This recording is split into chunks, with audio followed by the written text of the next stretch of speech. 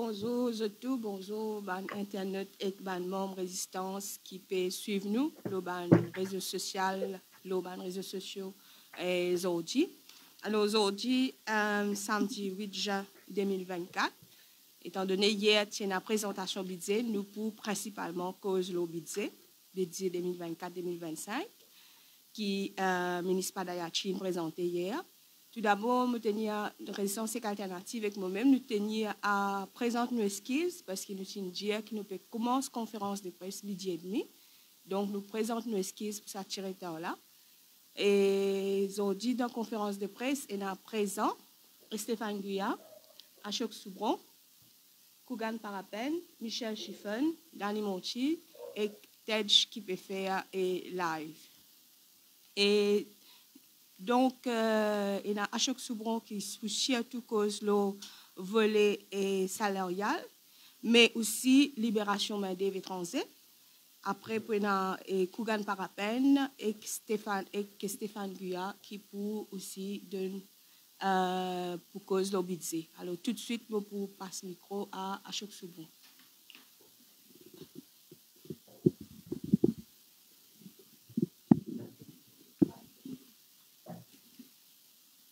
Bon après-midi, tous les camarades qui peuvent écouter nous. C'est une conférence de presse très, très importante. D'autant plus que la MBC, qu'un certain nombre de médias, pas de rapport de nos points de vue hier. Alors, nous tenions pour prendre un peu le temps dans sa conférence de presse-là, pour commenter ce budget-là, parce que c'est un budget très grave.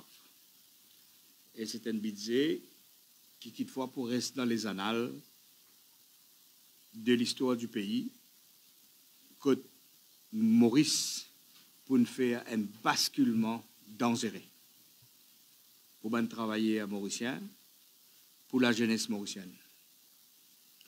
Ça, budget-là, nous l'appelons depuis hier, comment dire, un coup de poignard doré, un poignard très bien doré, dans les deux bandes travailleurs et la jeunesse mauricienne principalement. C'est un budget, quand nous analysons, nous pouvons trouver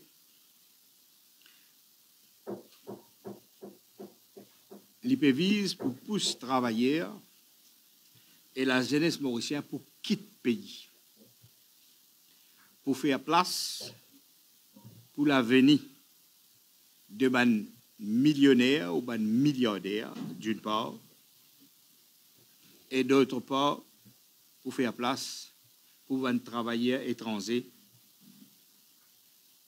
qui pourra la merci capitale locale et internationale.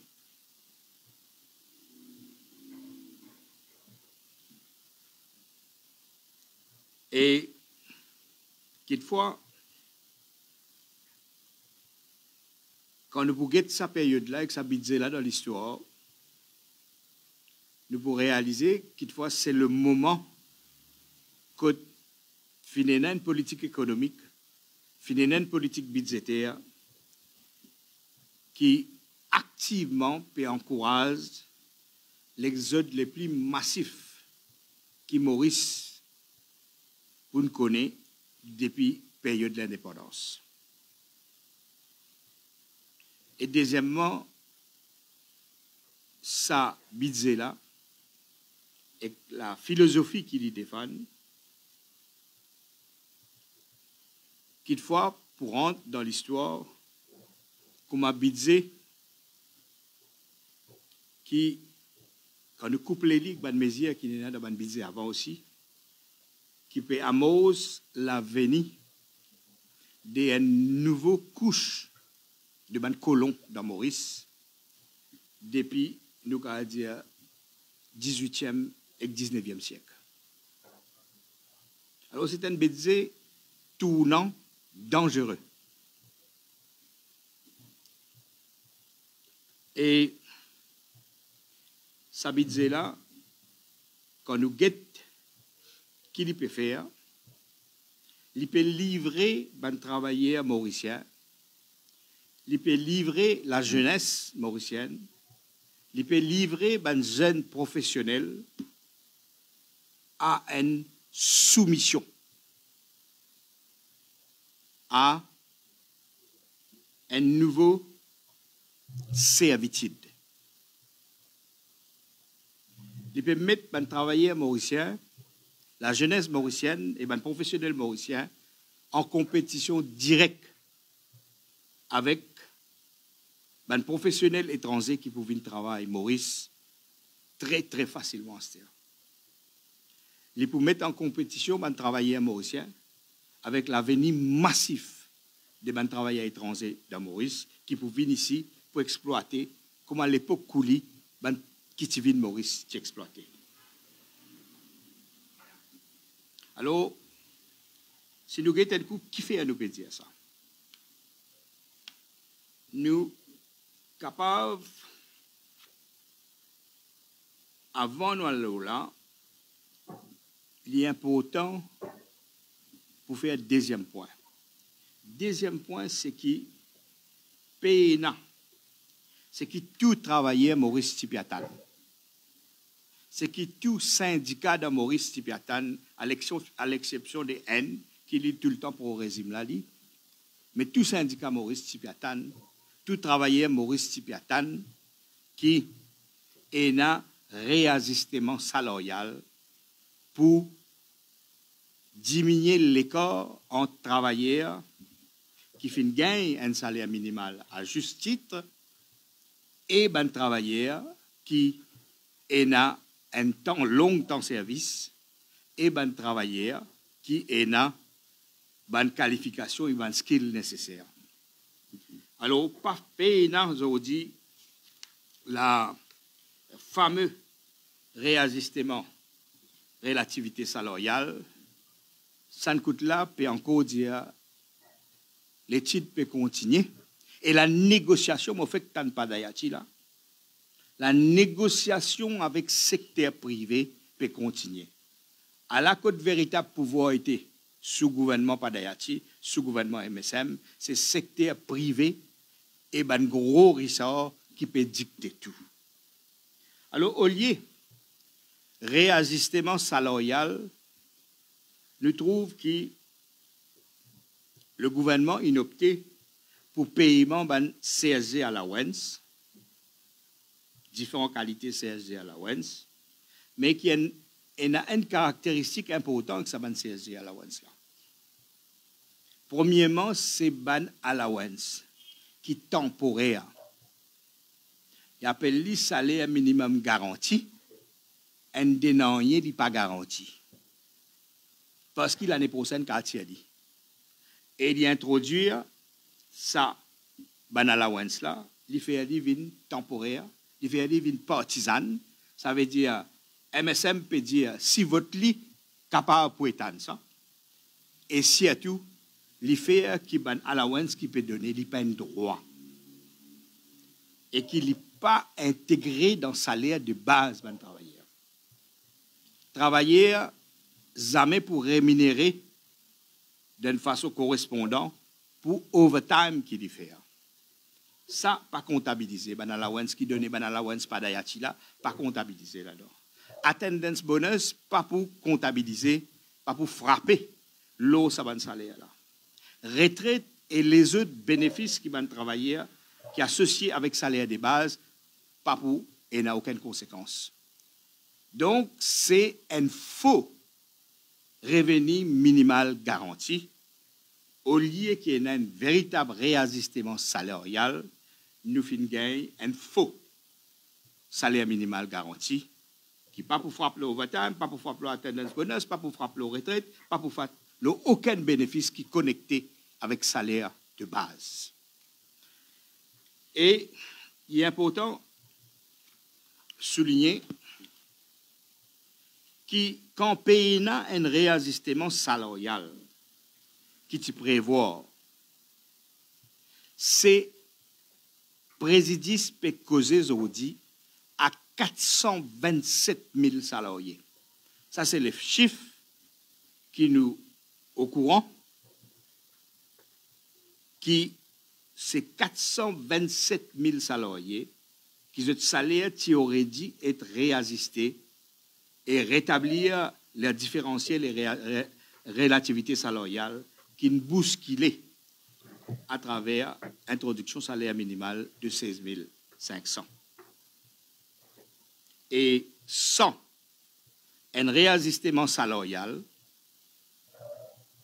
ce qui nous peut gagner là, en fait, c'est un nivellement vers le bas.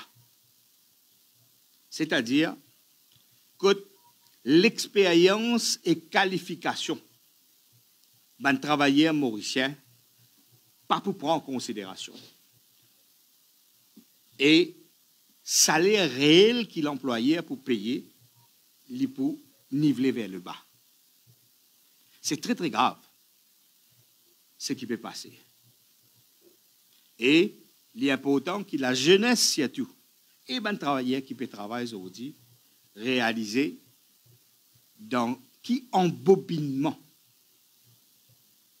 Padayachi et gouvernement MSM peut pousser les travailleurs mauriciens et la jeunesse mauricienne. Alors, ça budget là, ce qu'il peut faire, premièrement, il peut ouvrir, il peut libéraliser dans un employeur qu'ils amènent une trouver dans l'histoire Maurice, nous allons dire depuis l'époque Kouli,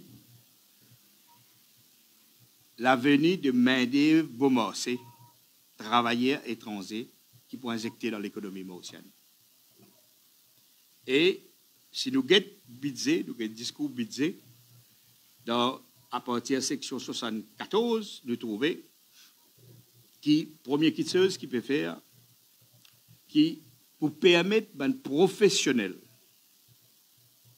qui, dans le premier temps, tiennent un bord de à peu près 60 000 roupies, si je ne me pas trompé. Tout le monde qui gagne la paye en bas 60 000 roupies, pas qui gagne droit à travailler dans Maurice.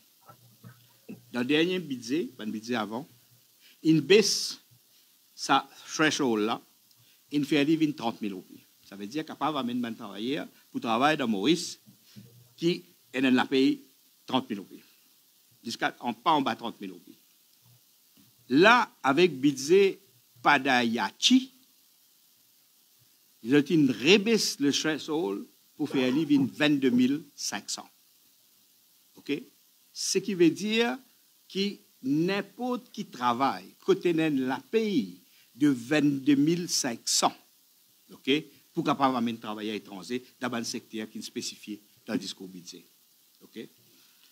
Deuxièmement, un professionnel qui est là, un minimum 10 ans d'expérience, ce n'est pas bizarre de retourner dans notre pays, vous êtes capable de continuer le travail jusqu'à qui renouvelle votre contrat. Et là, dans le discours budget, là, il dit to speed up recruitment of foreign workers pour encourager un job contracteur, comme à l'époque, coulé longtemps dans le secteur pour les agricultural workers. Okay? To provide more flexibility for recruitment in the agricultural sectors. Okay? Qui veut dire agricultural sectors? Est-ce qu'il veut dire l'industrie sucrière? Est-ce qu'il veut dire raffinerie? Est-ce qu'il veut dire connexion avec l'établissement? Est-ce qu'il veut dire les autres activités dans le domaine agricole? Ça, discours budget là aussi, right? Il peut tirer un quota pour amener un travailleur étranger dans une proportion qui est vise à respecter. Il peut tirer un quota. Il y a pour autant que tout le monde entend ça. Élimine tout un quota dans tout secteur manufacturier. Correct? Qui dit dans impôt ou bien export, il n'est pas spécifié. Dans le secteur manufacturier, il n'est plus un quota. Vous avez une usine manufacturière qui est opérée avec 100% travailleurs étrangers. Secteur jewelry et secteur Freeport, okay, et secteur ICT BPO. Alors nous ban jeunesse, right? Car n'est plus pour nous ban jeunesse dans ICT BPO à ce là. Pour prendre ban zen qui sont au-dessus des hauts, qui pour payer les autres plus pour voir. C'est allé à nos vidéos là. OK?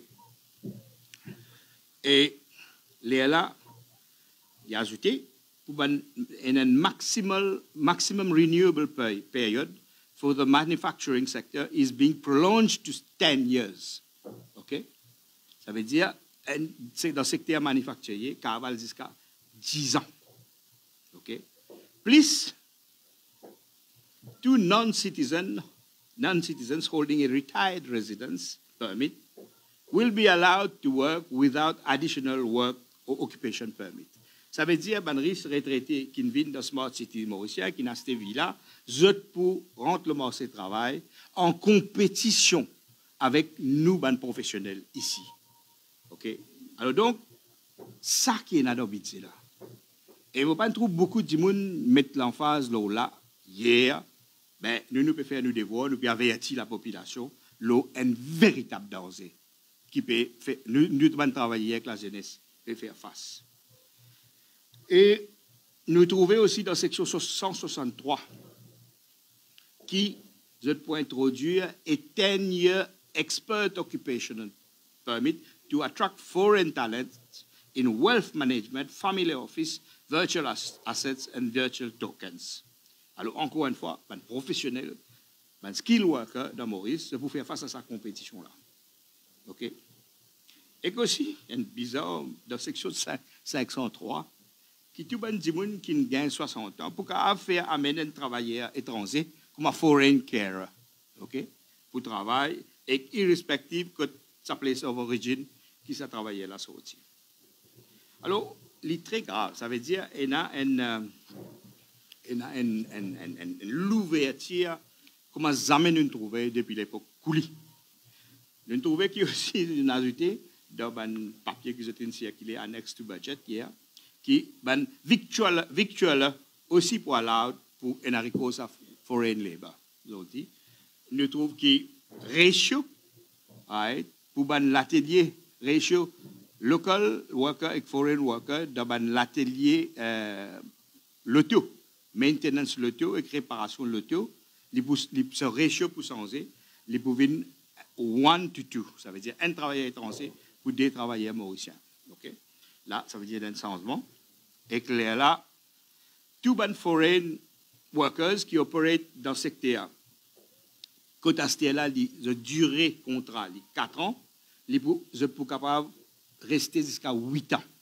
OK? Et que là, je prends un optional break in between. Alors donc, c'est un budget qui peut aller vers l'ouverture main-d'œuvre étrangère massif. OK? Et nous trouvons qu'il y a un amendement qui peut amener dans Workers' Rights Act, dans C65, dans Annex to the Budget, peut dire nous comme ça, pour un amendement qui peut faire que for a labor contractor to recruit and supply migrant workers to enterprises operating in sectors to be prescribed. Ça veut dire qu'il n'y a pas bien encore secteur, à part ce qu'il mentionnait là. Ça veut dire pour un importateur, un job contractor qui peut importer main-d'œuvre, et que là pour fournir main-d'œuvre à différents secteurs. Exactement comme à l'époque Kouli. OK?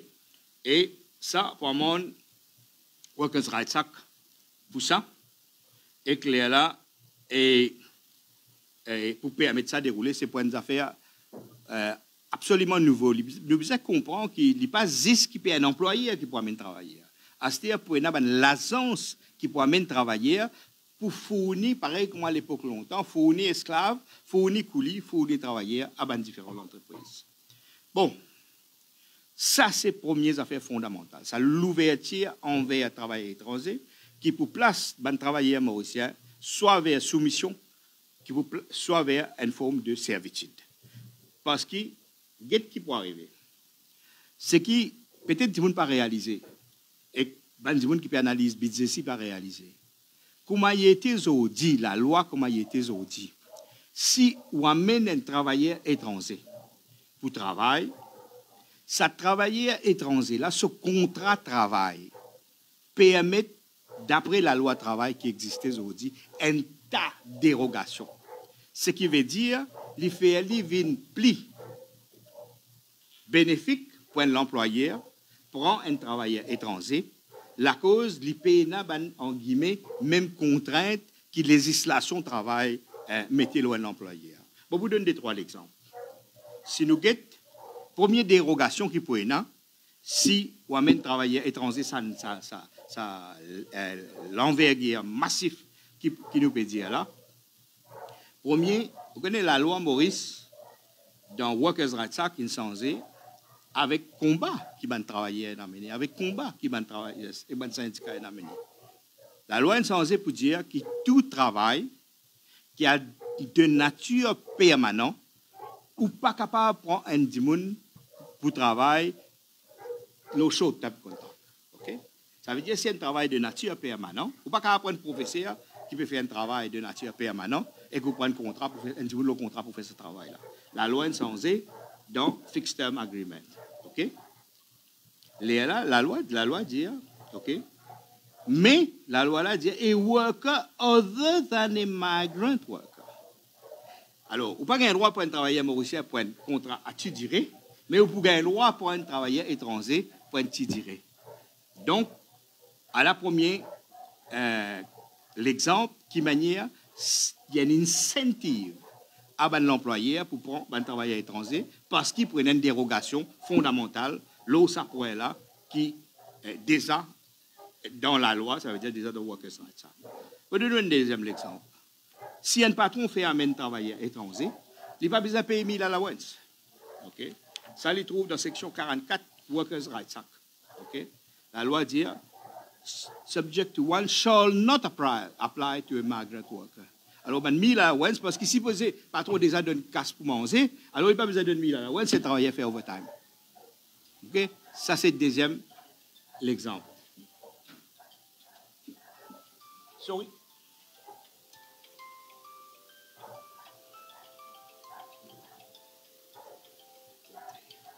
Ça, c'est le deuxième exemple. Et troisième exemple, troisième dérogation, quand l'employeur pour amener un travailleur étranger dans un secteur qui nous peut dire là, il est capable de déroger section 47 Workers' Rights. Qu'est-ce que section 47? Section 47 veut dire chaque 5 ans, un travailleur a gagné vacation leave. Okay? La loi l'a dit, a worker other than a migrant worker qui gagne droit à vacation leave. Un travailleur étranger pas pour une vacation leave. Ça, c'est troisième dérogation qui peut être. Quatrième dérogation, correct, c'est qui, sous section 69, tout l'employeur, si besoin, paye une severance allowance à un travailleur quand il arrête de travail. Okay? C'est la section 70. Là, la loi, là, section 69 dit no severance allowance shall be payable to a migrant worker or a non-citizen employed under one or more contract of fixed duration at the expiry of his contracts. Okay? Ça veut dire quand on prend un travailleur étranger, ou pas besoin de respecter section 69. Patron pas besoin de respecter section 69 Workers' Rights Act. OK? Donc, ça veut dire? Il veut dire que vous prend un travailleur étranger, ou hire un travailleur étranger, ou fire un travailleur étranger at will. OK? Comment ou envie, comment l'époque coulit. Et là, nous gagnons un autre volet qui est important quand nous causons travailleur étranger, c'est qui ben bénéfice en termes de contribution sociale qui un patron pour faire. À commencer, premier gros bénéfice qu'il peut faire, quand il amène un travailleur étranger, il n'a pas pour payer 4,5% contribution mensuelle qui payait la rémunération d'un travailleur dans PRGF. OK? Bel l'estomac, MSM in tapé le PRGF. Mais dans la loi, dire comme ça, any worker other than un travailleur, et other than a migrant worker ou a non-citizen. Ça veut dire l'employeur là, il a l'intérêt pour amener un travailleur étranger parce qu'il n'a pas pour payer 4,5% la rémunération d'un travailleur, il n'a pas pour payer ça à et donc il paye dans sa contribution, qui est énorme. Et si nous analysons la loi, nous pouvons trouver qu'il y a des autres problèmes. Les autres problèmes, c'est est-ce que, par exemple, le 1% que l'employeur payé dans Workfare Program Fund, est-ce qu'il est pour payer? Est-ce qu'il est 2,5% que l'employeur payé dans National Saving Fund, est-ce qu'il est pour payer? OK? Et la question posée, même pour contribution CSG, comment la loi était, par exemple, pour National Saving Fund, il design une provision pour un non-citizen employed. Right? Ça veut dire un non-citizen the other than. Il dit la loi appliquée pour non-citizen, mais il n'est pas appliqué pour un non-citizen qui est employed in an export manufacturing enterprise who has resided in Mauritius for a continuous period of less than 22 years. Alors, qui est sa section-là pour appliquer, pour agencer avec une nouvelle mesure aux travailleurs étrangers? L'ONSF lit beaucoup. Parce que si nous prenons 1%, nous prenons 2,5% NSF, il fait nous 3,5%. Nous ajoutons avec PRGF, qui avec 4,5%, il fait un gros port de contribution sociale qui va l'employé supposé faire. D'après la loi, Jagnat, régime Jagnat, mais qui a une possibilité pour déroger. Et clairement, la loi, même CSG, ok, même s'il y a un client de travailleur étranger là-dedans, et il a une possibilité qui est aussi capable de déroger. Ça, nous avons pour guetter comment il peut dérouler dans une semaine à venir, qui manière ça peut développer. Mais ce qui est important aussi, c'est pour analyse et coupler ce qui nous peut expliquer avec nouvelle définition qui Padayati peut proposer, Pravin Jagnat Padayati et tout ce ban, la bande peut proposer, c'est une nouvelle définition export sector. OK? Qui définition export sector? Dans section 136, budget speed, il dit à nous comme ça, qui dit pour introduce, we will introduce an export manufacturing regulations. Ça veut dire nous pas connaître qui pour qui pas pour ça veut dire pas l'article qui vous décide ça. Under the Economic Development Board Act, tout le monde connaît, si comment dire, il y a l'État parallèle qui secteur privé c'est à vie pour toutes ces affaires antisociales et toutes ces affaires anti-écologiques, c'est à travers EDB. OK? Qui pour inter alia define an export processing enterprise as having a minimum of 30% of export turnover. Comprenez-moi là? Alors, pour une nouvelle définition, export manufacturing enterprise, si l'export 10-30% de production, il peut classifier comme export manufacturing enterprise et comme nous connaissons dans toute la loi que vous faites citer là, il y a une tendance pour déroger l'application de la loi travail pour ban export manufacturing enterprise. Alors ça, nous ne connaissons pas qui peut arriver, mais les dangers qui généralisent une grosse partie de l'économie mauricienne pour tomber sur export manufacturing enterprise et les dangers là, et ça, il y a une incidence, l'avenir massif de travailleurs étrangers qui peut subir une exploitation au même degré que nous gagnons dans l'époque coulis. Et aussi, question posée de taxation, nous ne allons pas rentrer là, à ce là. Alors, je crois que là, si nous analysons, ça ne va pas inventer rien, là, ça c'est ce qu'il y a dans le budget speech, ce qu'il y a dans l'annexe de budget, ce qu'il y a dans la loi. Si nous guettons ça, ce qui peut faire envers la libéralisation des travailleurs étrangers, nous pouvons trouver que c'est un véritable coup de poignard dans les deux à les travailleurs mauriciens, mais surtout à les jeunesse. C'est une jeunesse qui peut étudier aujourd'hui, qui peut sortir de l'université, qui peut avoir un travail, c'est une jeunesse-là, l'avenir est fini avec Bidze Padayati. Peu importe combien de cas vous donnez, le maternity ou le paternity leave, peu importe combien de cas vous donnez le school allowance, peu importe combien de cas vous donnez en ce qui concerne l'éducation, si un jeune mauricien, quand il sortit de ce système d'éducation-là, il peut avoir l'autre choix, qui pour quitter le pays massivement, ben le gouvernement fait. Et c'est une raison principale qui nous peut bien sans ce gouvernement-là dans la prochaine élection sénégalaise. Deuxième point que je suis content d'aborder, c'est la question, quand nous connectons à l'avenir massif de travailleurs étrangers qui peut alimenter l'économie mauricienne, c'est un bout qui, un élément qui nous capable d'appeler PAV, un PAV cité. et qu'il y a un élément pérennisé, okay, dans sa nouvelle politique qu'il veut mettre en place là. C'est-à-dire, quand pour faire un travailleur étranger Ville Maurice, qui peut se exploiter, c'est ça, correct.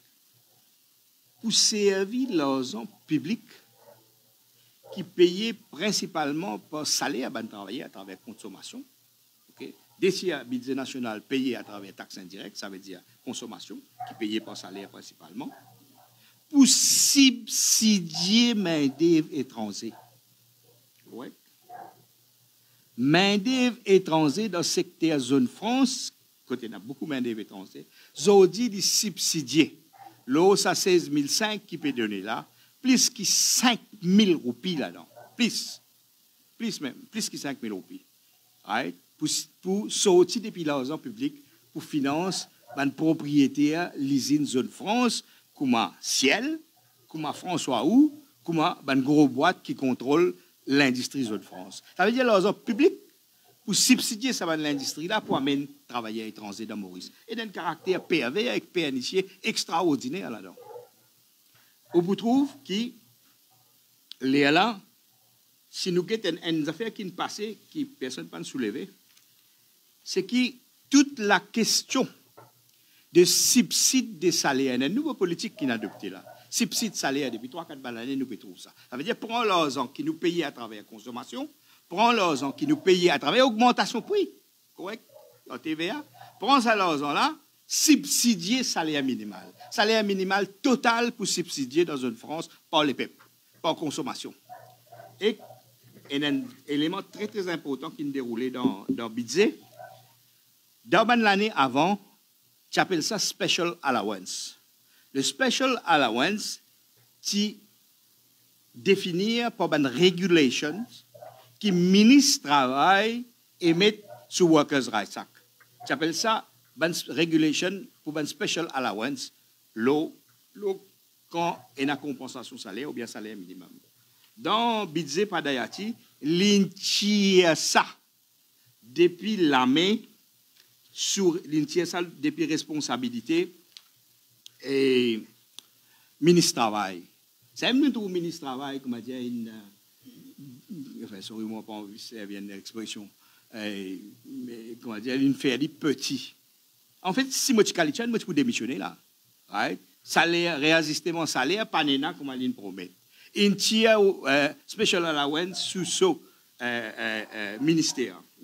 Et ça, il vient sous ministère, pas d'ailleurs, là-bas, qui secteur privé peut faire ce lobby. Là-bas, qui grammatait tantôt, ban business Mauritius et ban gros oligarque, hein, Maurice ou bien international. Là-bas, la nuit, les autres là-bas. Right? T'allais là, Palestine, dire tout ce qui peut faire le salaire, réajustement salaire, pour faire avec permission, ça ban là. Ne pas voter un gouvernement pour prendre permission avec le secteur privé. Correct? Et c'est la raison qui fait que vous êtes alors, ban là-bas. Alors, si vous avez budget, vous trouvez qu'il une fait qui ban subside qui peut donner une vine sous income tax act. Il n'est plus sous régulation, sous Workers' Rights Act. Alors, par exemple, 2005, pour payer pour payer totalité zone France, pour payer par Padayati, totalité salaire minimal et totalité compensation salaire. Une bonne partie compensation salaire pour payer dans les autres secteurs, que ce soit dans n'importe qui dans les autres secteurs, comme SME, ça, nous, OK, SME, mais tout dépend de qui turnover, right? Et plusieurs secteurs pour payer l'eau entre turnover de jusqu'à 500 millions. OK? Alors, ça, une ville sous Padayati, et que et je crois qu'il y a une affaire importante, moi obligé de mettre un petit peu ça pour le syndical ici, pour dire que quand on fait salaire minimal avec compensation salaire, c'est un salaire qui s'y posait statutory ça. Ça veut dire qu'il forme partie dans la loi. Un travailleur, la loi dit qu'il a 16 500. Un travailleur dit sous additional remuneration act, il y a un temps de compensation. Right?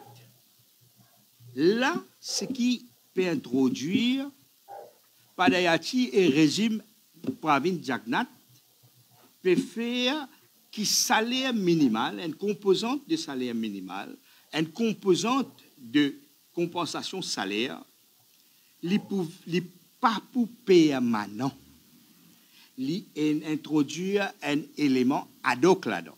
Ça veut dire si Padayati envie, les là pour continuer à payer salaire minimal, ça bout salaire minimal là, à ben travailler mauricien, à travailler zone France, etc. Si Padayati et secteur privé pas envie, les là qui n'a pas payé. Mais si pas payé, les là qui peut arriver. Right? Alors il y a un changement très très important. Alors il introduit un élément ad hoc dans quelque chose qui est mandatory, dans quelque chose qui tient droit pour ben travailler et les sens balance de force en travail et capital. Et en fait, ce qui nous peut assister, c'est un chantage ignoble qui peut faire avec ben travailleur mauricien. En dehors, ça, comme on dit, poignard là, et que ça se dorit dans sa poignard là, hein, nous besoin de qui peut arriver travailleur mauricien avec ben génération à venir. Et je termine là un dernier point. Quand prenant l'avenir de ben travailleurs étrangers massifs, comme nous peut connaître, l'Afrique annoncé dans Freeport, moi, dans le secteur Freeport, un syndicat dans lequel moi j'étais, au courant, qui depuis plusieurs mois, ben patron dans le secteur Freeport, peut dire ben travailleur faire overtime. Écoute-moi bien. Et ce groupe-là, c'est le groupe IBL, le plus gros groupe dans le pays-là. Dans une seule compagnie, il peut dire ben travailleur faire travail jusqu'à 3 heures du matin, overtime. Travail jusqu'à 10 heures du soir, overtime. OK? Et même dans le culot pour envoyer un papier à syndicat, ça va travailler là, pour dire que si je n'ai pas de travail, pour avoir une conséquence grave, parce que les usines avec lesquelles je suis dans ce contrat-là, capable de risquer pas de ce contrat-là. Alors, qui peut dérouler là? Right? Ben, travailleur qui n'a assisté à sa réunion-là, de sa groupe IBL, pas payer pour mentionner. Moi, on va payer personne. Ou on va avoir résistance si payer personne. Okay? Dans sa groupe IBL, elle finit de faire son tase avec ben travailleur. Correct? Qui si je ne pas faire overtime. Correct? Là, pour y avoir une conséquence. Mais en rétrospect, quand nous regardons ça, ça veut dire que fini de négocier avec Padayati avant. IBL, tu finis de négocier avec Padayati pour qu'il introduise un régime qui, si travailleur mauricien, pas travaille jusqu'à 3 heures du matin, pas travaille jusqu'à 10 heures du soir pour amener un travailleur étranger pour travailler. OK? Et laisse-moi ajouter, il y a deux petites choses en cours. Il a introduit dans la loi, là, dans un budget hier, pour ouvrir la possibilité, comment tu fais dans l'époque Covid pour zone France, pour l'hôtel. Quand travailleur fait overtime, pas besoin de payer overtime. Il peut venir une option pour travailler là, gain time off pour overtime qu'il fait. Ça veut dire pas besoin de payer. Correct? Et si on amène travailleur étranger, la force de travailleur mauricien pour ne plus pareil. Ça veut dire travailleur pas pour qu'un refuse quand l'employeur dit pas pour faire overtime jusqu'à 3 heures du matin, faire overtime jusqu'à 10 heures du soir. Il n'est pas pour mesure à refuser, ok? Qu'il est dans un secteur qui nous connaît comme Freeport, mais nous avons aussi réalisé, et on peut faire l'appel à la bonne jeunesse. Ça, l'ouverture à travailleurs étrangers qui peuvent venir pour undermine d'une façon qu'on n'a jamais imaginé dans le secteur BPO. Alors, tout le monde qui gagne, comment dire, une mesure intermédiaire entre qui quittent l'école, l'université, pour gagner un petit travail, jusqu'à ce reconvertir eux-mêmes, ok? Dans BPO, ça aussi menacé à ce là, ok? Alors, en plus, il y a les autres mesures qui permettent la loi, qui vous mettent en question le droit de grève l'IM dans sa annexe qui est dans le budget, peut-être au niveau syndical, les camarades dans le syndicat pour prendre plus en détail après. Mais ce budget qui est présenté par Padayati, pour rentrer dans l'histoire, comme un budget qui peut faire réamener Maurice, réouvrir une nouvelle période de coolitude dans Maurice. C'est un budget qui dicté, qui négociait avec les gros capitalistes, que ce soit les oligarques qui dans le secteur d'ici, que ce soit les nouveaux capitalistes qui une émergée depuis l'indépendance qui gravite autour de l'appareil de l'État, que ce soit au niveau, il négocie avec une espèce de grey capital, un peu mafiosi, qui de plus en plus domine l'économie mauricienne. Alors, c'est un budget très dangereux et c'est un budget qui représente, quand on ajoute lui, par exemple, avec Mésia qui fait qu'il est dans l'année dernière, quand n'importe qui étranger qui déjà résident ici, qui n'a acheté la terre, qui va réacheter encore la terre, quand on ajoute ça avec sa Mésia-là, ben, nous pérons dans une période de basculement historique, dangereux. C'est raison qui nous fait appel à tout bas de la force d'opposition parlementaire et extra-parlementaire pour faire bloc, la base, un programme de transition pour foutre ce gouvernement là-dedans, parce qu'il vient un petit toutou aux ban oligarques et la bourgeoisie, locale et internationale. Merci, Président. Merci. Tout de suite, nous écoutons Kougan Parapen qui pose une implication à mesure budgétaire par rapport à un modèle économique. Kougan.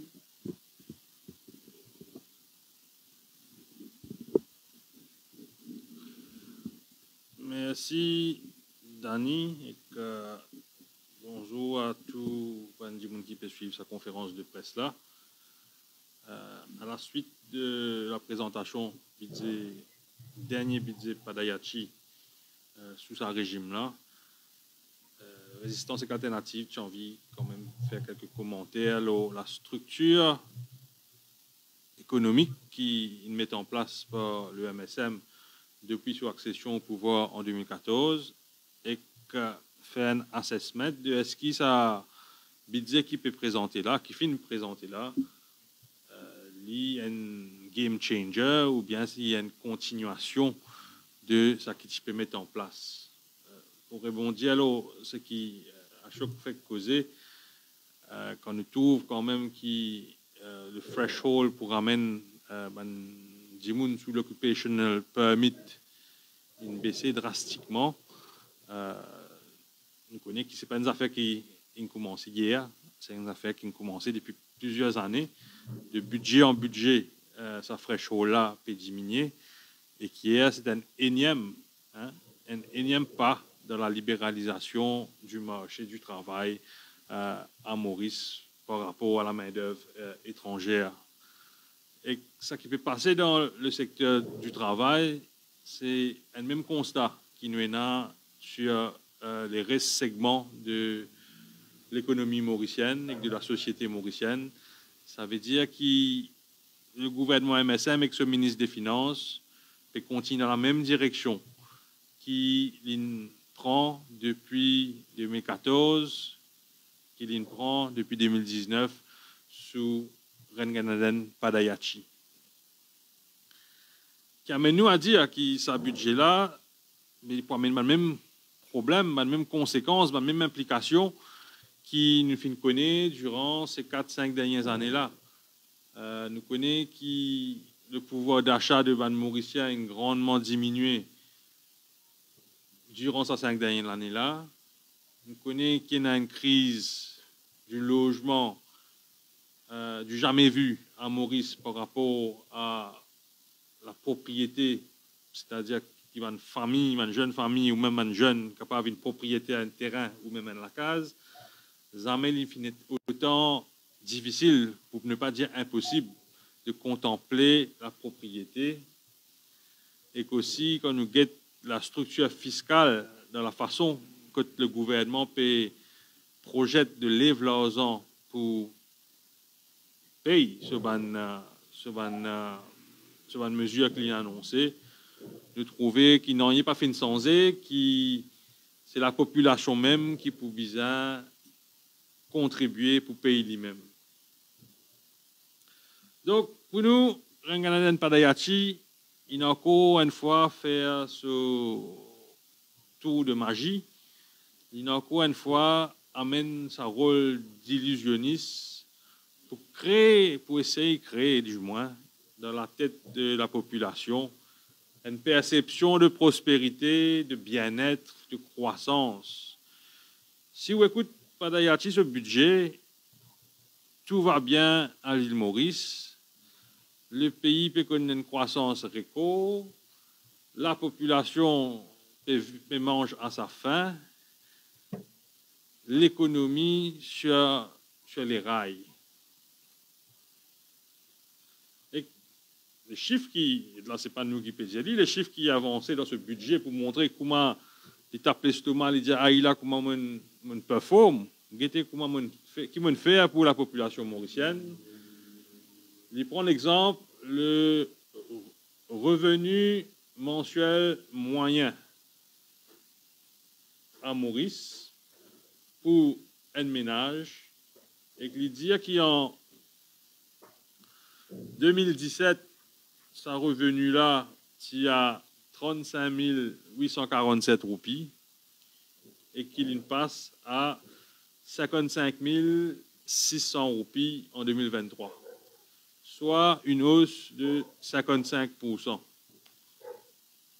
Qui, si vous prenez les Viva Voce, comme les pédiali, vous pouvez dire waouh, en 2013 à 2023,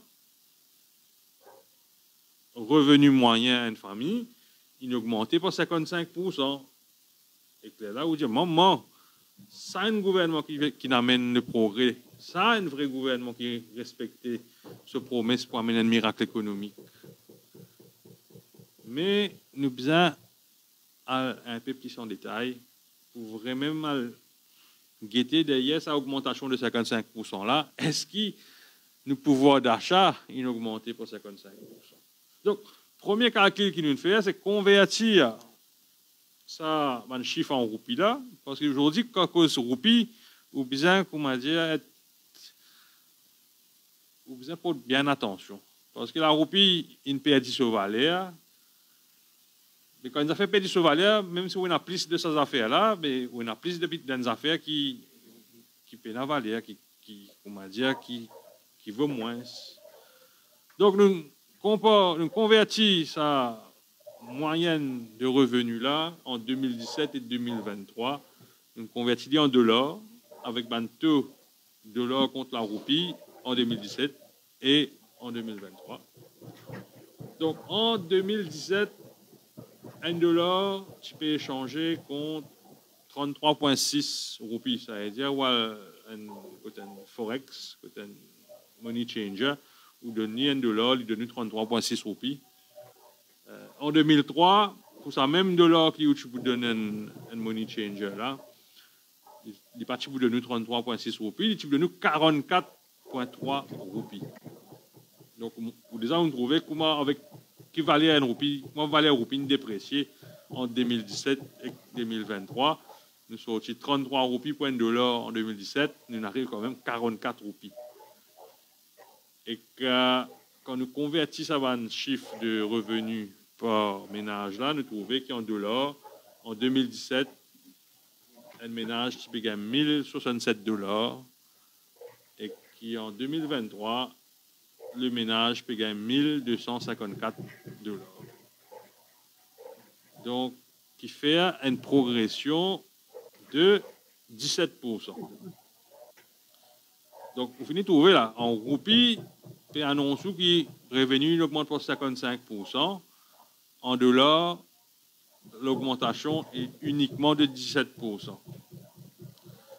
Qui fait une petite service de l'or, la question mérite d'être posée. Pour la bonne et simple raison qui, selon les aveux de ban ministre et du ministre des Finances même, je veux dire que Maurice, c'est un pays qui importe toutes les affaires qu'il consomme. Et livré, tout connaît qui, toutes les affaires qui nous donnent dans la case, toutes les affaires qui nous consommons, hein, comme dans le supermarché, le magasin, la majorité d'entre eux sont sortis de l'extérieur. Donc, quand nous achetons des affaires de l'extérieur, mais forcément, un importateur qui amène ça là, vous êtes payé en dollars. Donc, forcément, quand nous payons nos casses, nous devons connaître qui sont valés en dollars parce que nous payons assez des vidéos. Donc, ça valait de dollars là qui est important pour nous. Parce que même si nous payons nos casses en roupies, nous devons connaître qui aura casse qui nous capable d'acheter le marché international en dollars. Donc, là, ce que nous montrons, c'est qu'en 2017 et 2023, quand nous convertissons le revenu mauricien en dollars, il y a une augmentation de 17%. Qui nous a dit, ouais, mais toujours, il a augmenté de 17%. Sauf qu'en même temps, nous devons comparer comment les prix évoluent dans le marché international. Parce que nous tous connaissons 100 roupies aujourd'hui et 100 roupies 10 ans de cela, pas la même valeur. Mais il est pareil pour $. 100 aujourd'hui et 100 $, 10 ans de cela, pas la même valeur en termes de pouvoir d'achat qui est au casté. Donc, quelle comparaison nous fait? Nous comparons pour combien nous casse une augmenté en dollars. Après, nous faisons une comparaison pour guetter pour combien les prix ont augmenté en dollars. Et quand nous guettons la période 2017 à 2023, nous trouvons que l'inflation en dollars est de l'ordre de 27%. Ça veut dire que nos revenus augmentent de 17% en dollars et que les prix augmentent de 27% en dollars. On ne peut pas croire nous besoin d'un grand mathématicien pour arriver à la conclusion que le pouvoir d'achat des Mauriciens sous Renganaden Padayachi est diminué en dollars. Et c'est ça qui est important. Pas qu'il raconte nous en roupies, parce que c'est un roupie hautement déprécié. Donc demain, des cas de nous 100 000 roupies ici, mais si 100 000 roupies là, on ne peut pas casser une savate de dos avec ça. Il y a un problème. Et qu'il y a le vice-premier ministre, Stephen Obigadou, pour justifier la faiblesse de la roupie. Il fait référence à 4 pays pour dire que ce pays-là, ils ont une dépréciation énorme dans cette devise. Et les 4 pays que le ministre des Finances Obigadou choisit, l'Afrique du Sud, le Kenya, le Nigeria et le Pakistan. Bon, peut-être pour un niveau qui ne connaît, mais nous disons toujours que l'Afrique du Sud peut passer par la pire crise économique de son histoire, post-abolition de l'apartheid.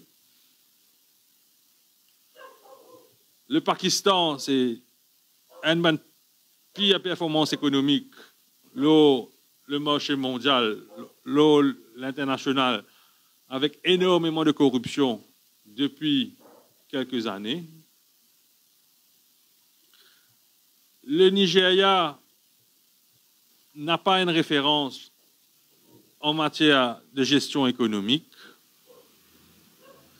Et idem pour Kenya, qui ici une de ses plus grosses crises économiques récemment, avec une dépréciation énorme de ce devise. Alors, le vice-premier ministre Obigadou choisit 4 pays qui ont plein marasme économique pour venir justifier la faiblesse de la roupie. Donc, quand on peut mettre Maurice dans 4 pays à économie mondiale, ça veut dire qu'on peut dire Maurice ici dans sa catégorie pays-là. Et que là, il vient justifier encore plus loin, il dit non, mais Maurice bien connaît une passeport Covid, il y a une dépréciation énorme de la roupie à cause de l'économie à genoux. Mais qu'en est-il de la période pré-2019, monsieur le vice-premier ministre? Nous bien rappelons qu'entre 2014 et 2019, la roupie est aussi dépréciée de façon importante. Nous bien rappelons que depuis l'indépendance, la roupie ne fait que déprécier sur le marché international. Donc, pas venir faire référence à l'Afrique du Sud, au Kenya, au Nigeria et au Pakistan pour venir justifier l'incompétence du ministre des Finances et de la politique économique qui est mise en place. Deuxième point qui nous a envie d'aborder, c'est par rapport à les chiffres de croissance que le ministre des Finances peut mettre de l'avant. Récemment, Résistance et Alternative, en collaboration avec la plateforme Rising Ocean, il fait un documentaire qui m'invite tous les Mauriciens à guetter le YouTube, la page Rising Ocean. Quand nous venons attirer l'attention du public et que nous venons montrer que entre 2018 et 2022, il y a un faux doute que les chiffres du PIB, les chiffres du gâteau national, finissent manipulés avec la bénédiction du ministère des Finances. Vous trouvez que, par exemple, en 2022, les chiffres pour l'exportation des services dans le pays finissent revus à la hausse à hauteur de 100 milliards de roupies parce que Statistics Mauritius a décidé pour inclure une flows de GBC companies dans les chiffres statistiques du pays. Vous connaissez, peut-être assez complexe pour comprendre ce qui peut arriver, mais c'est une fait simple, c'est-à-dire qu'aujourd'hui, il y a un secteur offshore en Maurice qui brasse des milliards de roupies, mais qui servit Maurice comme une passerelle pour injecter l'argent, pour l'investir dans les autres pays à travers le monde. Qui fait les autres faire ça? Parce que Maurice a un traité de non-double imposition de taxes, il y a un traité fiscal assez léger avec pas mal de pays à travers le monde. Et je servis Maurice comme un pot d'entrée pour aller dans les autres pays-là, parce qu'ils n'ont pas envie de payer taxes. Ils appellent ça optimisation fiscale. Mais ce qui est le plus important, c'est qu'arrivé à la fin de l'année ou de l'exercice financier, ça va une compagnie-là souvent fait un profit. Et que ça va un profit-là, forcément, vous rapatriez vers votre maison mère qui, moi, nous fait dire, enregistré à Maurice dans une offshore companies ou / on appelle ça management companies. Mais sa casse qui peut rapatrier là, c'est pas une casse qui appartient à un actionnaire mauricien, c'est pas une casse qui appartient à un travailleur mauricien, c'est pas une casse qui appartient à un citoyen mauricien. Hein.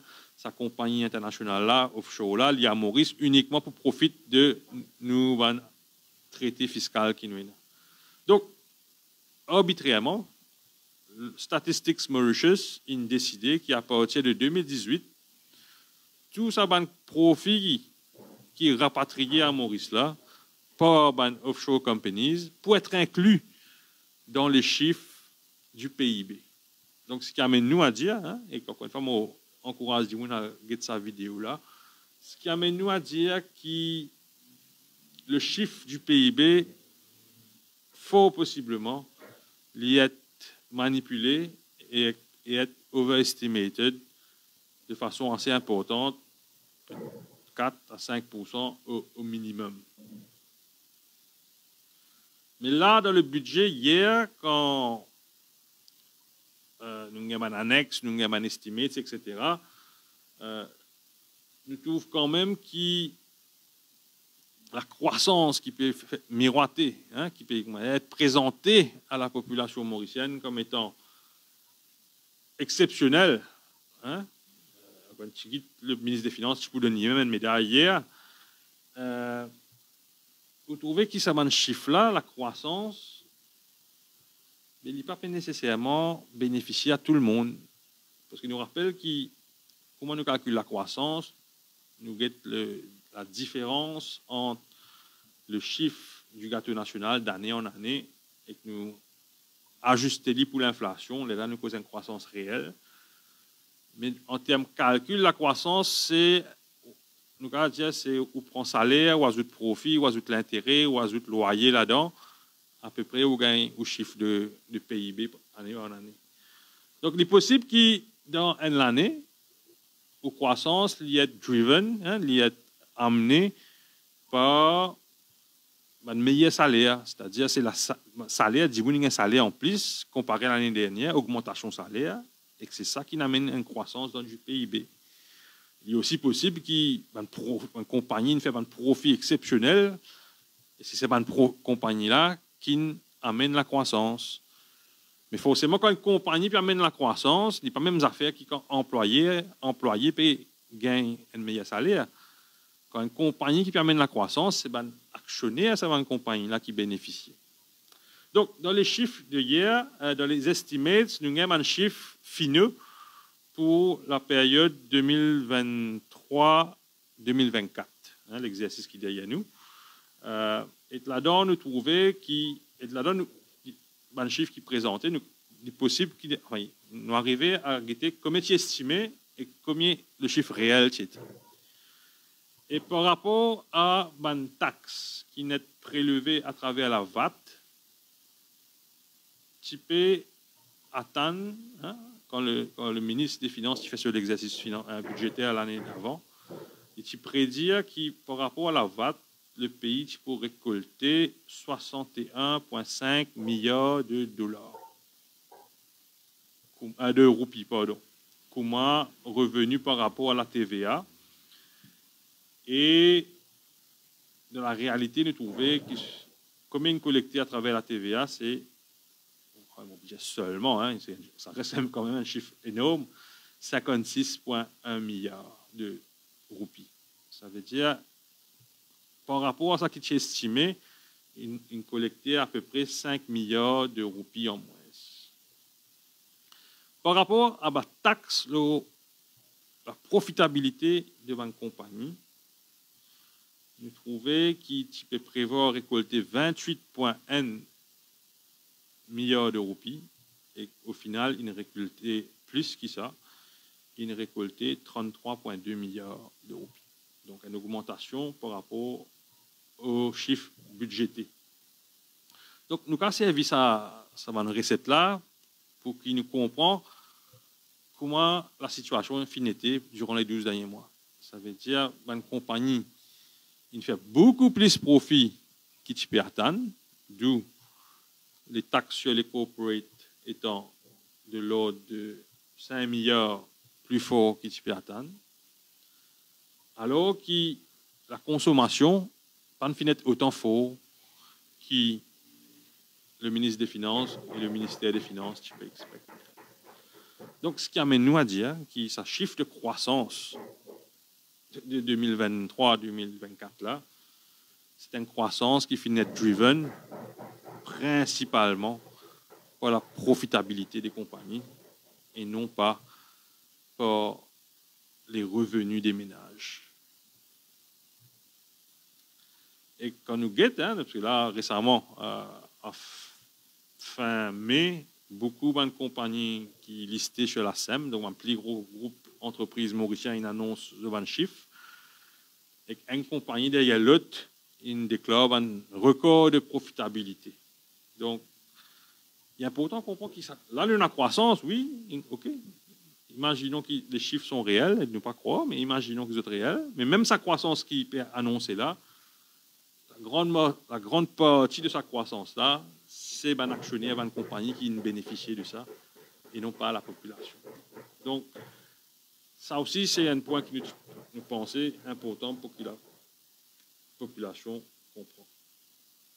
Et un autre point qui nous a envie de mentionner, c'est par rapport à la structure économique, à la structure fiscale, surtout. Nous avons l'impression que si Ranganaden Padayachi tient un cheval qui galopait dans son mosse, il peut mettre blinkers. Qui fait nous dire que le ministre des Finances met blinkers, c'est parce qu'il a cette vision-là, il trouve, il pas toute la population mauricienne, il trouve ça qui est au bas de l'échelle, il trouve la classe moyenne, mais ça qui est ultra riche, hein, ça qui est vraiment un gros possédant de ce pays-là, qu'il soit au niveau salarial ou fortune, hein, wealth, ça n'est pas tout. Nous avons l'impression qu'il soit il est tellement camarade avec eux qu'il n'y est pas eux autres, soit saisissent cette façon d'être socialiste qui est comme ça. Donc quand nous guettons les mesures que le ministre des Finances a annoncées, quand nous guettons que ça sorti, que l'y aller, nous avons l'impression que Michel Padaya peut déshabiller Paul pour habiller Pierre, sauf que Paul et Pierre se restent dans même la case. Donc, il y a un gros problème là. Il peut prendre casse avec la population, principalement à travers une taxe indirecte sur la TVA et une taxe sur les produits pétroliers, prélevée principalement de la population, et qui retourne sa casse là même à Bandimoun within the population. Donc, ce politique économique, nous avons l'impression, nous trouver des chiffres démontrés qui reposent, le prend avec ce qui est un tigit, pour donner ce qui peine beaucoup, mais pour donner ce qui n'a trop beaucoup, ça n'est pas touché. Et je crois que la majorité de la population est dans ce ressentiment-là, qui eux même qui vous payent les largesses du budget 2024-2025, qui est un budget qui nous rappelle un prélude, il y a un budget qui permet une nouvelle élection générale. Mais je crois qu'il y a des gens qui travaillent, surtout la classe moyenne, qui quand même compose peut-être le backbone de l'économie mauricienne. Ils ont réalisé que c'est eux qui vous financent les mesures budgétaires. Donc, le numéro 10, c'est qu'il est possible, probable qu'il est dans la même famille. Un membre de la famille pour bénéficier de prestations sociales, mais qui sa prestation sociale qui peut bénéficier, qui peut augmenter ce revenu par 2 000, 3 000 roupies là, c'est un autre membre de la même famille, ou peut-être les restes d'un membre de la famille qui peut payer ça. Donc au final, quand vous faites le calcul au niveau familial, mais vous pourrez venir au même niveau qui vous étiez avant.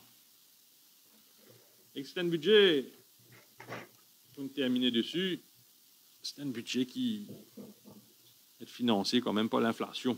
Quand nous avons une prévision de l'inflation pour les 4 années à venir, dans ça que le ministre des Finances il mettait le website ministère des Finances. Vous trouvez que l'inflation pour l'année prochaine, un indicateur qui s'appelle GDP deflator. Donc c'est quoi? GDP deflator, c'est une attente inflationniste pour le futur. Et nous trouvons que pour l'année qui peut venir, 2024-2025, l'inflation attendue à 6,5%. Pour 2025-2026, l'inflation attendue à 6%. Pour 2027-2028 et 2028-2029, l'inflation attendue à 5% chaque année. Et ce qui fait dire clair, c'est que le coût de la vie pour continuer à augmenter de façon alarmante. Le ministère des Finances pour continuer à engranger des milliards et des milliards à travers taxes, le pétrole, taxes dans le supermarché, parce que 66%, 2 tiers de la taxe que l'État prend depuis l'économie mauricienne sortie depuis une taxe indirecte, un manteau les plus disproportionnés dans le monde, qui souvent lié à un pays ultra-libéral, c'est les riches qui dominaient, ces autres politiques qui implémentaient. Donc, les années qui peuvent venir, si ce gouvernement-là reste au pouvoir, nous sommes capables d'atteindre ce qu'on nous dit en anglais, more of the same. qu'il est passé en 2019 à aujourd'hui. Hier, Padayachi signe, comment dire, la reconduction de sa même modèle-là. Donc, si vous trouvez qu'il dans les derniers 4 ans où la vie est sérieuse, qui on a amélioré d'un point de vue qualité de vie, pouvoir d'achat, etc. Là, je crois, bizarre votre gouvernement-là. Par contre, si vous trouvez que dans les 4 dernières années, on risque déjà pas laquer et qui vous sentez que le pouvoir d'achat est bien diminué, là, je crois, vous connaissez qui vous a pour faire dans l'élection générale. Parce que là, le modèle qui peut mettre en place pour le citoyen mauricien, c'est un modèle que ce travail menacé, ce ration qu'il est tiré peut diminuer, ce pays avant, et que PCFLI peut venir l'illusion que la vie peut améliorer. Ce qui mauricien couillon à ce point-là, je n'espérais pas. Merci. Merci, Kougan Parapen. Et tout de suite, je passe le micro à Stéphane Guyat, qui cause le volet écologique.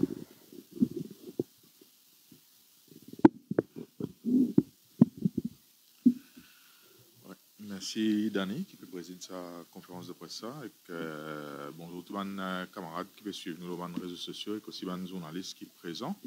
Aujourd'hui, moi pas pour trop long parce que nous pouvons après avec nous l'analyse, le volet l'écologie concernant sa budget là, mais il y a des 3 choses qui sont extrêmement importantes qui nous soulignaient, qui nous mentionnaient parce que à ce que là, il servi mot perversité, il y a un cynisme la question écologique qui est quand même assez incroyable, déroutant et même révoltant. 5 mois de cela, le 15 janvier, nous gagnons Belal.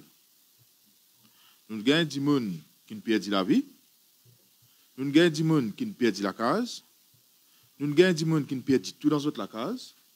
Nous gagnons un budget qui finit, qui à aucun moment pas prend la mesure de ce qui est des gens qui n'ont pas perdu. Nous vous rappelons que quand vous gagnez Belal, donc le 15 janvier, le ministre Padayachi annonce 1 milliard de roupies qui est servi pour compenser les pertes de gens, donc qui est servi pour plusieurs affaires, un bon port là-dedans. Final pour les gens qui ont perdu le taux pour lui. Et c'est assez incroyable que 5 mois après, vous gagnez un budget qui est présenté, qui n'a pas fait absolument aucune provision pour justement les gens qui pour perdre, parce que ça peut arriver en cause. Et ce qui est arrivé le 15 janvier, il n'est pas nouveau. Maurice, nous peut connaître de plus en plus d'épisodes qui sont liés à des règlements climatiques, qui peuvent faire que la vie des Mauriciens est de plus en plus à risque. Ce qui les Mauriciens contribuent, ce qu'on appelle livelihood, ça aussi est de plus en plus à risque. Mais à là où il y a un budget qui vient, qui n'a pas fait aucune provision, justement, comment pour faire pour ça, les gens qui peuvent perdre tout. Et nous trouvons le 15 janvier, comment faut des gens comment dire, dans les médias, les réseaux sociaux, comment dire, presque demander s'arrêter pour qu'il y ait une reconnaissance de ça la perte là et pour qu'il est là, comment dire, comme un grand, c'est un grand monarque. Là où il y a, comment dire, pour avoir une diagnostic qui accueille des gens dans ce bureau, il fait un lisage là, il fait un lisage pour une mauvaise politique qui ce gouvernement a amené, qui entraîne la perte, la vie, et aussi la perte du bien des gens, et que là, les gens peuvent dire, M. Pravin, M. Padayachi, merci beaucoup. Et que là, nous pouvons trouver un budget qui vient à ce là, qui, encore une fois, n'a pas fait aucune provision pour les gens qui sont les plus vulnérables, qui peuvent faire face à sa crise climatique qui Maurice de plus en plus pour besoin affronter. Il y a plusieurs choses qui, nous, dans Résistance alternative, nous tenons souligner. Aussi, avec les travailleurs, nous tenons dire que, pour rappel, pour les 1er mai, cette année-là, c'est une mesure par rapport à changement dans les conditions de travail pour que nous puissions justement adapter nos workforce à ce dérèglement climatique là. Nous ne connaissons pas de recours salaire qu'ils amènent nous pas connaître encore avant dans ce pays là. Nous pouvons encore plus dans l'épisode salaire et dans le dérèglement climatique que nous travailler pour bien faire face dans ce pays là. Donc, et là, nous tenons dire qu'il y a un changement qui peut bien amener au niveau travail et encore une fois, aucune provision pas fin faire pour justement comment nous faire qui nous va travailler je cope avec sa crise climatique qui peut venir plus divin parce qu'il me donne un simple exemple. Des gens qui travaillent par exemple dans Port-Louis, dans Freeport, dans région portuaire avec augmentation salaire, ils ne sont pas capables de travailler. Donc, vous besoin dans l'exercice budgétaire, mais nous pouvons facteur ça va faire là parce qu'il y a un impact sur l'économie, il y a un impact sur la vie du monde. Donc encore une fois nous trouvons que dans sa load là pas aucune provision qui n'a mené une affaire simple. L'installation par exemple d'une fontaine d'îlot partout, qu'il est dans la ville, qu'il est dans la campagne, dans le centre, tout le monde fréquenté, il y a une affaire qui est important parce que question de déshydratation avec taux d'humidité qui peut augmenter, avec salaire qui peut augmenter, il y a une question importante. Donc, si dans une perspective, si vous avez un budget un peu plus écologique, vous pouvez installer la fontaine publique pour justement permettre qu'ils puissent réhydrater dans ces différentes situations là. Il y a plusieurs autres aspects qui me croient importants à causer. Dans la question climatique, nous pouvons trouver qu'ils ont dit de plus en plus, il y a aussi une maladie, oui, une maladie qui peut gagner, un nouveau virus qui peut gagner avec cette crise-là. Et que nous pouvons trouver que de plus en plus, ce terme qui nous pas connaît, qui nous apprend depuis Covid, qui s'appelle comorbidité, qui peut venir de plus en plus présent parce que quand nous peut gagner manifestation de différentes maladies, souvent, des gens qui nous peut dire qui peut vivre avec une comorbidité, qui peut perdre la vie. Donc là, où tu peux gagner encore une fois, une mesure budgétaire qui fait comment nous régler, par exemple, une manger qui vont dans le commerce pour qu'ils se d'ici ou soit un taux ingrédient là-dedans qui pose une menace à la vie. Ou qui vrai dire, beaucoup de pays du Nord peuvent faire ça. Si vous regardez par exemple teneur en sucre, qui dans certains mangés, si nous prenons une boisson comme la Coca-Cola, ce teneur en sucre dans Maurice, comparativement à un pays du Nord, il n'est pas pareil. Parce qu'il là-bas, justement, dans les regulations, pour des sortes à ce qui protège la vie plus dans ce pays-là. Mais dans le cas Maurice, quand nous pouvons justement de plus en plus de gens qui peuvent perdre la vie à cause justement de comorbidité, et que ça est lié, mais tu imagine qu'il y a une mesure par rapport à des manger qui vendent dans le commerce qui adresse ces différents points là. Et là, nous trouvons que dans ce budget-là, il y a absolument rien qui adresse ces différents points là. Je peux souligner ces trois points là et que il n'est pas ce qui est plus terrible en matière, comment dire, l'écologie dans ce budget-là, mais il démontre justement cynisme, ce gouvernement-là, qui justement pas prend la mesure de ce moment qui nous peut vivre aujourd'hui là. Et là, une mesure qu'il a annoncée, qu'il appelle, en fait, pour prendre la plage, pour prendre du sable dans la mer, dans la lagon, et que je prends l'exemple Maldives, et extrêmement intéressant, que je prends l'exemple Maldives pour souligner ça, et pour justement, pour, comment dire, référer, il appelle ça Enabling Sand Extraction for Beach Nourishment. Donc, ça veut dire que nous tout connaissons dans Maurice qui nous a un problème l'érosion des plages. Et nous tout connaissons qui problème l'érosion des plages. Un des facteurs là-dedans, c'est que quand ou un récif corallien affecté, peut mort, je n'ai plus la capacité pour empêcher une vague rentrer et comment dire, elle là justement érode ou la plage. Parce que un récif corallien, c'est une barrière naturelle. Donc, quand ça nappe est mort et que nous pouvons faire face à un phénomène, il passe juste dans Maurice, un phénomène mondial, mais il y a un facteur local qui peut contribuer à ça. Mais nous connaissons que ça veut dire problème érosion de la plage. Il y a un problème en grande partie lié avec dégradation de la mer. Ça veut dire ce qu'il y a dans la mer, dans le lagon. Là, qui pas d'ailleurs, tu peux dire, je peux mettre en place un nouveau système qui peut faire qu'il dégrade encore plus lagon, parce que vous tirez de sable là-bas, pour qu'il comment dire là où faire devant l'hôtel, qui vous gagne joli la place, pour que les touristes continuent à venir.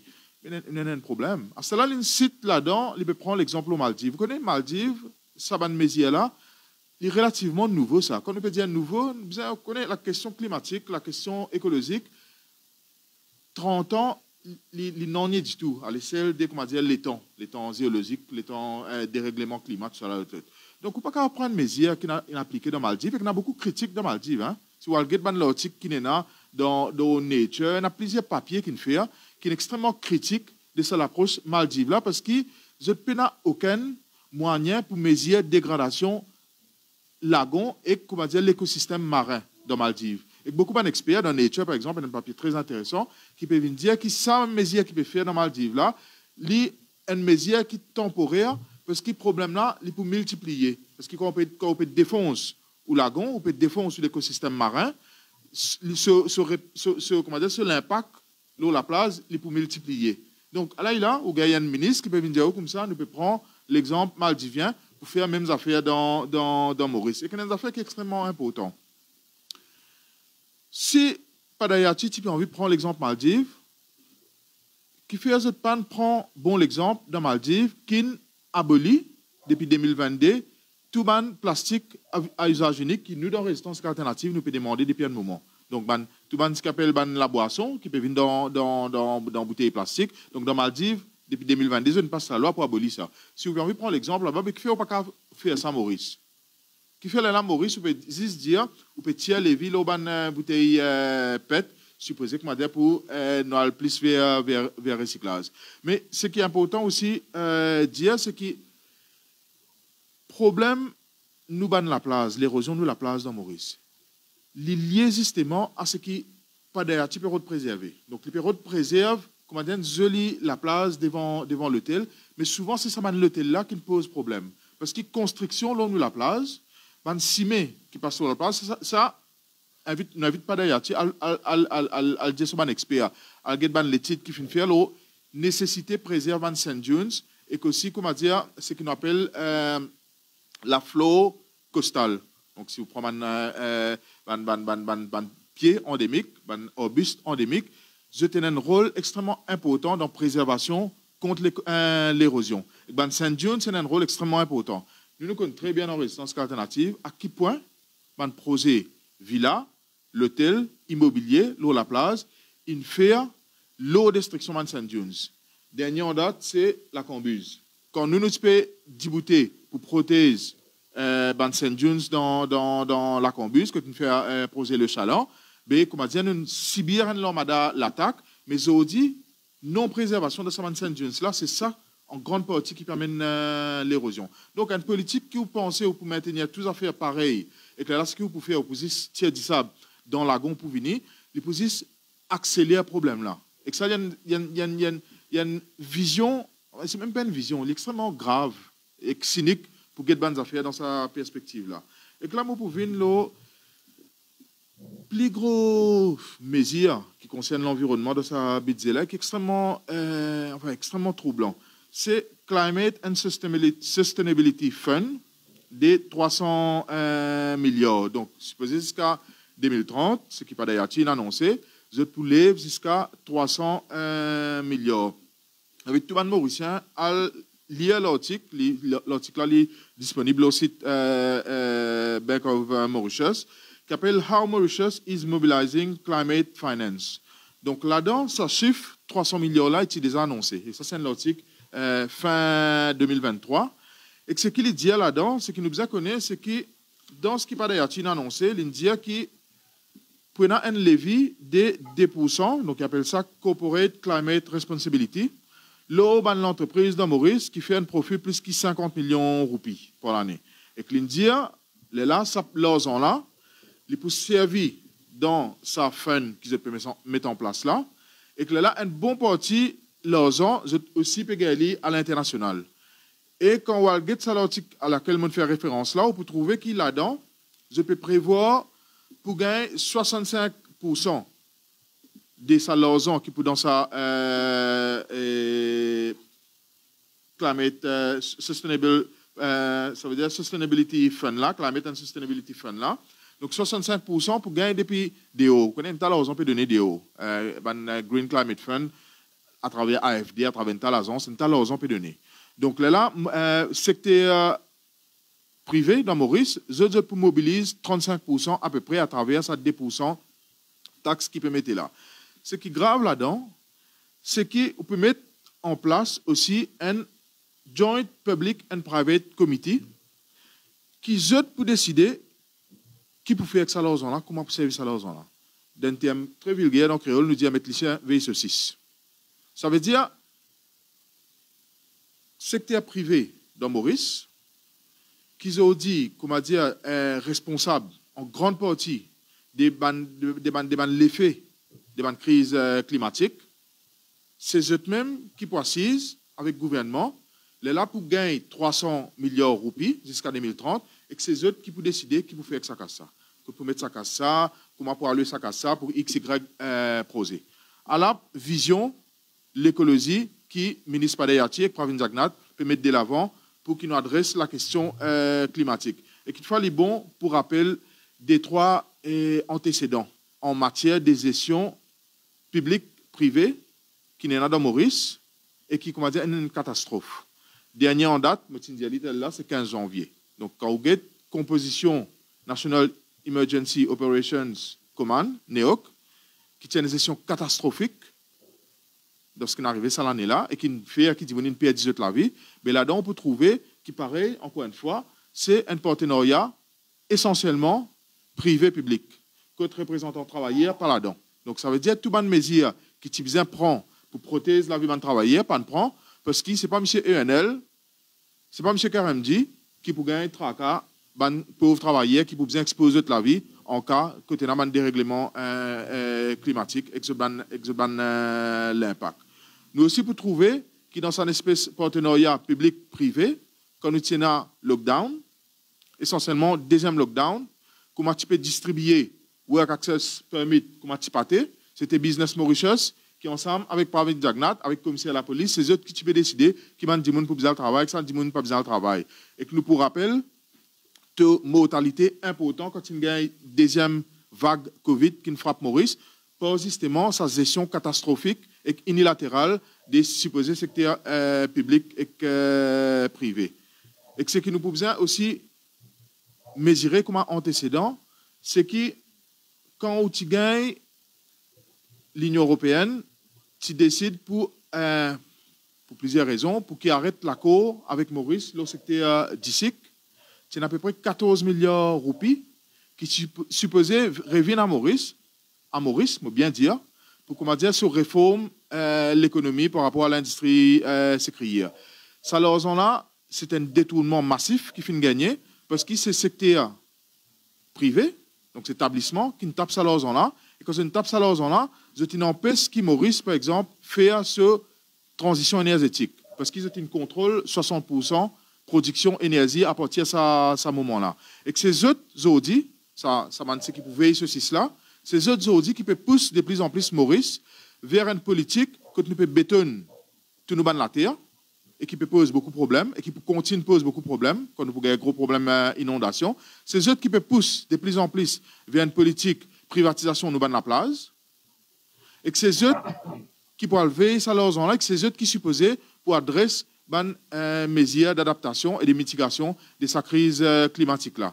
Et que s'il y a une raison, il y a plusieurs raisons qui m'ont camarade avant moi en avancé, s'il y a une raison pour laquelle la jeunesse ne faut pas voter pour ce gouvernement-là, c'est bien pour cette raison-là. Parce que c'est la jeunesse, c'est eux qui peuvent faire face de plus en plus à l'effet des règlements climatiques. Et nous connaissons, nous, dans Résistance alternative, dans les différents mouvements qui nous ont été, que la jeunesse, c'est une considération extrêmement importante pour eux. C'est la question, parce que nous trouvons ça dans Wakasio, nous trouvons ça quand nous sommes dans un mouvement contre l'accaparement de la place, et que la jeunesse bien comprend aujourd'hui qu'il y a une mesure qui peut prendre, une mesure qui peut mettre en place. Pas que ici, pas recyclage, ça va une histoire là, ça c'est rien, c'est bullshit. Mais je bien comprends que c'est eux l'avenir qui hypothéquent aujourd'hui avec les différentes mesures qui peuvent mettre en place pour ce gouvernement pas d'ailleurs là. Voilà, merci.